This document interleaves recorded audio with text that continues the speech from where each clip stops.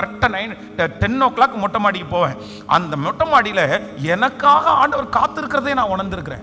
அப்படியே அவ்வளவு பிரசன்ஸாக இருக்கும். அந்த வேற யாருமே அப்படி அந்த அனுபவம் இருந்திருக்காது. ஆனால் நம்ம போகும்போது ஒரு ஒரு பெரிய மகிமை நம்மளை மூடி இருக்கிறது மாதிரி தெரியும். ஏன்னா ஆண்டவர் நமக்குள்ளே வாசம் பண்ணுகிறதற்கு ஆண்டவர் விரும்புகிறார்.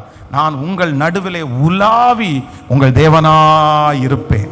உங்கள் நடுவிலே உலாவி உங்கள் தேவனாய் இருப்பேன். அப்போ நம்முடைய லைஃப்ல ரொம்ப அவசியமான ஒன்று என்னன்னா, எந்த லைஃப்பை நம்ம விட்டுறக்கூடாது அப்படின்னு சொன்னா, இன்னையிலிருந்து ஒரு தீர்மானம் எடுக்கணும்.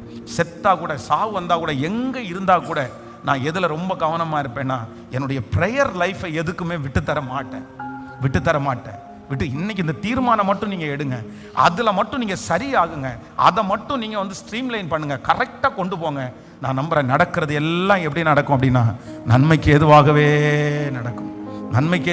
நடக்கும். சத்துரு அதற்கு வைத்திருக்கிற தடைகள் எல்லாம் உடைக்கப்படும்.